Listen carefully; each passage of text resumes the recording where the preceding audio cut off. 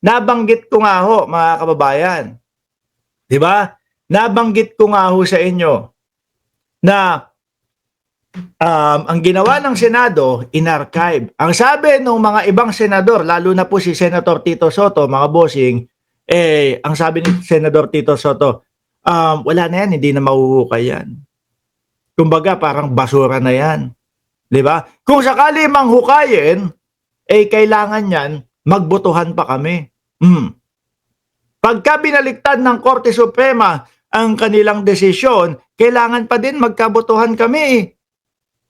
So ang ibig sabihin nun, mga bossing, alam naman natin, yung 19 na senador ni Duterte, yan pa din po ang magiging boto niyan, mga kababayan. Ibig sabihin, kapag binaliktad ng Korte Suprema ang kanilang desisyon at hindi nila sinunod yun, ibig sabihin, kalokohan yung sinasabi nila na kaya kami bumoboto ng yes para i-archive itong impeachment na ito kasi ginagalang at sinusunod namin ang Korte Suprema. Kapag sinabi nila, wag nang buksan yan. Ibig sabihin, kalokohan lang yung sinabi nila sa umpisa na sundin ang Supreme Court. Pero, mga kababayan, sabi ko ho sa inyo, no? In-archive, nilagay doon, binasura, madismiss o kung ano man ang mangyari, hindi na matuloy. Pero hindi po ibig sabihin nun na kaya hindi natuloy kasi naipaglaban, naipagtanggol, naipaliwanag nila na hindi magnanakaw ang vice-presidente. Bakit to? Kasi ang dahilan po kung bakit hindi natutuloy ay hindi dahil naipaliwanag nila na hindi magnanakaw ang vice-presidente. Ang dahilan po kung bakit hindi matutuloy dahil ho, mga kababayan, doon sa sinasabi nilang teknikalidad na mali yung proseso ng pagpasa ng impeachment. Ano po? Ngayon, ang Korte Suprema, ito, naglabas sila ng kanilang pahayag. Kumbaga, talagang pinapanindigan nila na hindi pwedeng matuloy yung impeachment. Ito ho, It is not absolved. Yun si ano ba apelido? Nakalimutan ko yung apelido yung pangalan ni Ting. Hi, Crash. Game! The Senate could not acquire jurisdiction over the impeachment proceedings. However, the court said it is not absolving Vice President Duterte from any of the charges against her. Buti alam niyo yon. Ibig sabihin, mga kababayan, mananatili sa utak ng mamamayang Pilipino na merong nakapending na katanungan kung ninakaw ba ng vice-presidente ang pondo ng bayan. No? At yan po ay mananatili, naniniwala akong mananatili sa utak ng mamamayang Pilipino. Bakit to? Dahil nga tayo kumpletos rekados ang mga nakita natin. Simula po ebidensya, simula po doon sa mga taong gustong magpatunay, simula po doon sa mga, puro simula Andali, ulitin ko Puro simula Simula po doon sa mga ebidensya, kasunod po nung mga dokumento, kasunod po nung mga taong magpapatunay na sila ay nakakatanggap ng pera o bribe sa ating vice-presidente. Pati po tayo, nakita, napanood, narinig natin mga kababayan, yung pagbabanta ng ating vice-presidente. No? Kaya ito po, yung sinasabi nila, masaya ho yung mga DDS. Dahil nga po, hindi na matutuloy. February 6 na po. Masaya po sila. Sa kakapiranggot na panahon na ho yun, mga bossing. Bakit to?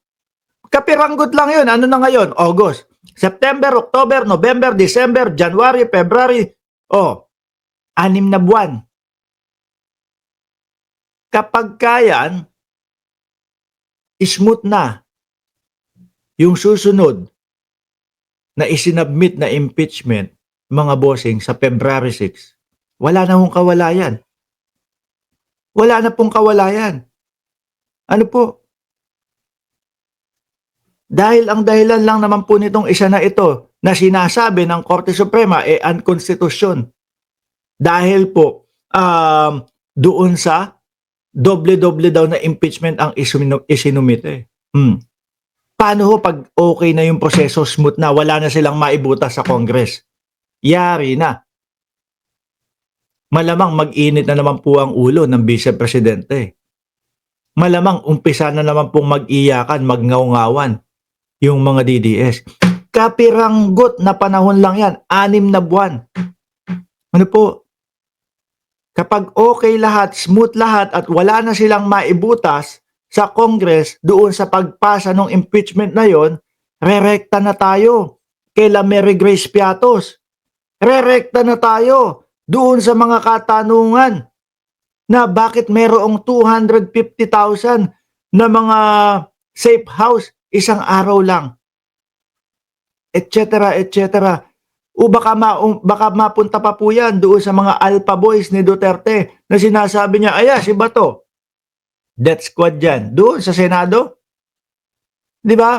Baka pati doon sa pinapakaingat-ingatan ng dating Pangulong Duterte na bank account nilang dalawa ni Sara Duterte, baka mabuksan pa yan. Yaan po ang tingin ko kung bakit ang sigaw nitong mga pro-Duterte dismiss ang impeachment. Yan ang nakikita ko. Madami sa kanila ang madadamay, madami sa kanila ang baka maituro na ikaw, hinuhusgahan mo ko dito. Di ba?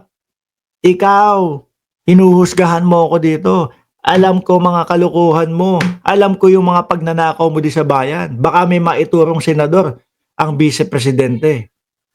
Kaya, naku, ayokong matuloy ito. Damay-damay kami dito Sabi ni Jing Cruz, paano Boss Mark, kung may magsampa ng kunwarian lang na impeachment para doon sa 1-year ban na yun?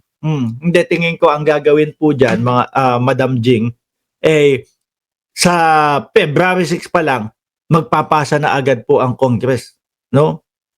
Kasi hanggang February 5 po, next year, wala naman po makakapagpasa dyan dahil sa sinasabing 1-year ban. February 6 pa lang, magpapasa na agad dyan.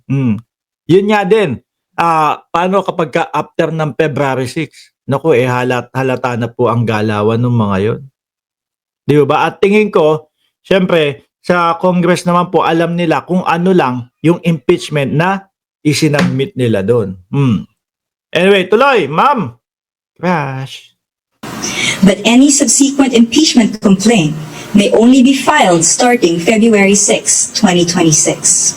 Ayun, yun po yung ikinatutuwa ng mga DDS ngayon, mga bossing. Kasi 6 na buwan, no, na makapagpapahinga ang kanilang utak sa impeachment. Ang tanong, makakapagpahinga ba ang inyong utak?